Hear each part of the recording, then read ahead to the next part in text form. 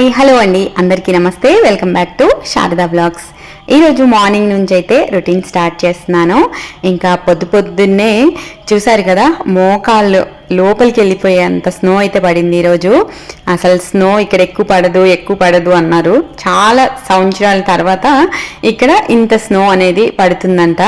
తెలియదు ఎప్పుడు, అంటే ఒక 4-5 ఇయర్స్ నుంచి అయితే ఇంత స్నో ఎప్పుడూ లేదని చెప్పారు. కానీ మాకు ఫస్ట్ టైము, దాంట్లోనూ ఇందాకటి వరకు స్నో క్లీనింగ్ చేయటమే సరిపోయింది.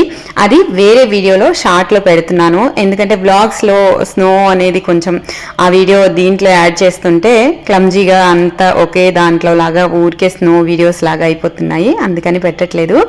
చూడండి, అడుగు తీసి అడుగు వేద్దామంటే అసలు ఫాస్ట్గా రావట్లేదు. ఇంత స్నో అసలు మనం అనుకుంటాం, కానీ స్నో చూసినంత ఈజీ ఏం కాదు క్లీన్ చేయటం అయితే. అది ఒకసారి 2 సార్లకి సరదాగా ఉంటుంది, కానీ ఊరికే ఇలా పడుతుందంటే చాలా టఫ్గానే ఉంటుంది. క్లీన్ చేసుకోవాలి, ఇంటి ముందు సాల్ట్ వేసుకోవాలి, ఆ మెయింటెనెన్స్ కూడా చాలా హార్డ్ వర్కే. చూడండి, అసలు అనుకున్నంత ఏదో మనం స్నో చూసి అబ్బాయి ఎంత బాగుంది అలా దూరం నుంచి అనుకుంటాము, చాలా టఫ్గా ఉంటుంది. ఇంకా క్లీనింగ్ చేసి వచ్చి అయితే నేను కొంచెం బుల్లెట్ కాఫీ కలిపేసుకున్నాను. అంటే కొంచెం బ్రూ, ఒక పావు స్పూను వెన్న వేసుకొని కలిపేసుకొని తాగేశాక ఇంక ఈరోజు స్పెషల్ నేను చాలా రోజులు వాడి బాగా అనిపించి ఈరోజు మీతో షేర్ చేసుకుంటున్నాను. అదే అండి, రోజ్మెరీతో మంచిగా ఆయిల్ అనేది తయారు చేసేసుకుందాము. ఏం లేదు, నేను 1/2 లీటర్ ఆయిల్కి ఒక 1/4 కేజీ అంతా రోజ్మెరీ ఆకులన్నీ క్లీన్ చేసుకొని కాడలతోనే వేసేసాను. 2 స్పూన్స్ చియా సీడ్స్ వేసాను, 2 స్పూన్స్ మెంతులు వేసుకున్నాను. మెంతులు 4 స్పూన్స్ వేసాను, ఎందుకంటే మెంతులు మనకి ఎంత ఎక్కువ ఉంటే అంత మంచిది ఆయిల్లో. అందులో రోజ్మెరీ ఆయిల్ అంటేనే మనకు కొంచెం, నేను ఇండియాలో ఉన్నప్పుడు కొంచెం కాస్ట్లీగా అనిపించేది, ఇక్కడ కొంచెం రోజ్మెరీ లీవ్స్ అనేది బాగానే దొరుకుతుంది. చూడండి, మనం ఆకులు వేయంగానే ఇలా గ్రీన్గా ఆయిల్ అయిపోతుంది, కానీ సిమ్లోనే ఉంచి మంచిగా తిప్పుకుంటూ ఉండాలి. లోపల మనం వేసిన మెంతులు, చియా సీడ్స్ మంచిగా దోరగా ఏగే వరకు, ఈ ఆకులు కూడా మొత్తం బ్రౌన్ కలర్ అయ్యే వరకు మంచిగా ఏపుతూ ఉండాలి.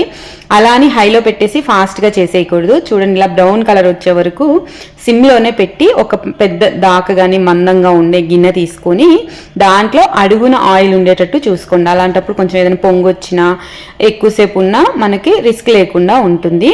ఇంకా చూసారు కదా, మొత్తం ఇలా అంతా కిందకి దిగిపోయి దాంట్లో ఉన్న రసం అంతా దిగిపోయి ఇలా గ్రీన్ కలర్లోకి మనకి వచ్చేస్తుంది. ఇలా అయ్యే వరకు మంచిగా మరగబెట్టుకోవాలి. అసలు స్మెల్ అయితే ఎంత బాగా వస్తుందో, మంచి స్మెల్. కానీ ఇదే ఆయిల్ మనం బయట తీసుకుంటే 5 ml, 6 ml, 10 ml అలా ఉంటాయి కదా, ఆ బాటిల్సే నేను ఇక్కడ చూస్తే నాకు చాలా కాస్ట్ ఎక్కువ అనిపించింది. నేను ఇది కాస్కో నుంచి పెద్ద డబ్బా కొబ్బరి నూనెది ఉంటుంది, అది తెచ్చుకున్నాను. దాంట్లో 1/2 అంత వేసుకున్నాను. మీ దగ్గర పారాషూట్ ఆయిల్, మన దగ్గర కొబ్బరి నూనె ఆడిచ్చింది ఉన్నా పర్వాలేదు, ఏదైతే అది ప్లెయిన్గా కొబ్బరి నూనె ఉండేటట్టు చూసుకోండి. ఇంకంతా మరిగాక ఇలా వడబోసేసుకొని ఒక గిన్నెలో చల్లగా అయ్యాక మంచిగా ఇలా లోపలంతా దిగేసి ఉంటుంది కదా, ఈ ఆకు ఇదంతా కూడా ఇలా వడబోసేసిన తర్వాత ఆ కాడలు అవన్నీ తీసేసి పక్కన పెట్టి మంచిగా అది మనం తలస్నానం చేసేటప్పుడు మంచిగా మెత్తగా గ్రైండ్ చేసుకొని పౌడర్ కూడా ఒక బాటిల్లో పోసుకొని ఉంచుకుంటే మంచిగా ఉంటుంది, తడి తగలకుండా. అది ఆ పౌడరు తలస్నానం చేసినప్పుడు ఒక 2 గరిటెలు మజ్జిగ కానీ పెరుగులో అలా వేసుకొని నైట్ నానబెట్టుకొని పొద్దున్న తల పెట్టుకొని ఒక 1 అవర్ అలా ఉంచి తలస్నానం చేస్తే మనకి హెయిర్ ఎంత సాఫ్ట్గా ఉందండి. నేను ఒకసారి పెట్టుకొని చూశాను, చాలా బాగుంది. నేను ఈ వ్లాగ్ మొన్న ఎప్పుడో తీసాను, ఈ రోజు పెడుతున్నాను. చూడండి, ఇలా గాజు బాటిల్లో ఆయిల్ మనం చల్లగా అయిపోయిన తర్వాత ఇలా టైట్గా మూత పెట్టేసుకొని స్టోర్ చేసుకుంటే మనం 6 months నుంచి 1 year కూడా ఇలా మంచిగా పెట్టుకొని వాడుకోవచ్చు. ఇదే ఆయిల్ మనం బయట తీసుకోవాలంటే చాలా కాస్ట్ ఎక్కువ ఉంటుంది, కానీ హెయిర్ ఫాల్ మాత్రం మంచిగా తగ్గుతుంది. ఎవరికైనా నచ్చితే తప్పకుండా ట్రై చేయండి. సింపుల్, మనం కొబ్బరి నూనె, రోజ్మెరీ లీవ్స్, మెంతులు, చియా సీడ్స్ వేసుకుంటే కరివేపాకు కూడా వేసుకోవచ్చు, నేను వేయలేదు.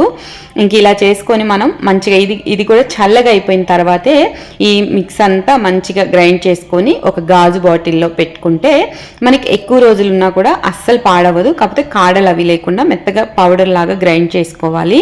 ఇదండి ఈరోజు రోజ్మెరీ ఆయిల్. మీ అందరికీ నచ్చిందని అనుకుంటున్నాను. ఇంక ఇది అయిపోయిన తర్వాత నాకు గ్రాసరీస్కి వెళ్ళినప్పుడు అల్లం కూడా ఫ్రెష్గా కనిపిస్తే అల్లం తీసుకొచ్చాను. సింపుల్ పచ్చడి. నేను మొత్తం వీడియో షూట్ చేయలేకపోయాను.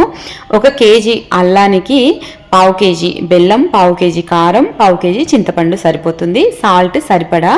ఇలా మనం మొత్తం మట్టి లేకుండా ఫ్రెష్గా మంచిగా కడిగేసుకొని పీసెస్ లాగా చేసి కొంచెం తడి లేకుండా ఆరబెట్టుకొని ఇవి మంచిగా ఆయిల్లో వేపేసుకొని ఇంకో మూకుల్లో 1/2 కేజీ చింతపండు ఇలా కొంచెం వాటర్ పోసేసి గుజ్జు కాకుండా చింతపండునే ఇలా